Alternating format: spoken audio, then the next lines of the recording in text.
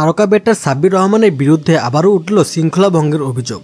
Disciplinary ইস্যুর কারণে ঢাকা ক্যাপিটালসের সর্বশেষ ম্যাচের একাদশে ছিলেন না তিনি। সাব্বির কেন 3 ম্যাচের একাদশে ছিলেন না, এই প্রশ্নের উত্তর দিতে গিয়ে বিষয়টি খোলসা করেছেন ঢাকার প্রধান কোচ খালেদ মাহমুদ সুজন। শুরুতে কম্বিনেশনের কারণে একাদশে ছিলেন না সাব্বির, তবে পরবর্তীতে তাকে খেলানোর ভাবনা থাকলেও দলকে সেই ভাবনা থেকে সরে আসতে হয়েছে অন্য কারণে। সুজন বলেন, সাব্বিরকে আমরা খেলাতে পারিনি কম্বিনেশনের কারণে, এছাড়াও কিছু অন্য ইস্যু ছিল। অনেকেই হয়তো খেলানোর জন্য বলেছেন সামাজিক যোগাযোগ মাধ্যমে, ভিতরের অনেক কিছু জানেন না বলে মন্তব্য করা সহজ। এখানে আমার হাত ছিল না, দলের অধিনায়কও থাকে, তারও অনেক কিছু বলার থাকে।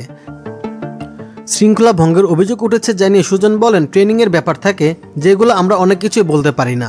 হ্যাঁ, সাব্বির ট্রেনিংয়ে অনুপস্থিত ছিল, দ্বিতীয় ও তৃতীয় ম্যাচের মাঝে যে অনুশীলন সেখানেও আসেনি।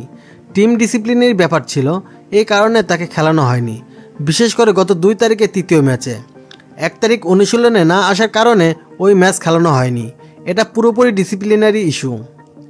সুজন অবশ্য মানছেন সাব্বির ভালো ক্রিকেটার। সাব্বিরের সমর্থকদের জন্য দিলেন সুসংবাদ, জানালেন 4র্থ ম্যাচে একাদশে দেখা যাবে তাকে। একই সাথে সাব্বিরের কাছ থেকে কাঙ্ক্ষিত পারফরম্যান্সও পাওয়ার আশা জাতীয় দলের সাবেক অধিনায়কের। সাব্বির ভালো ক্রিকেটার, আশা করি কালকের ম্যাচ থেকে ওকে খেলাতে পারবো এবং আশা করি সেরাটা খেলবে। অভিজ্ঞ ক্রিকেটার সাব্বির, একজন অভিজ্ঞ ক্রিকেটার অভাব আছে আমাদের মিডল অর্ডারে। সাব্বিরের অন্তর্ভুক্তি আমাদের জন্য খুবই ভালো হবে।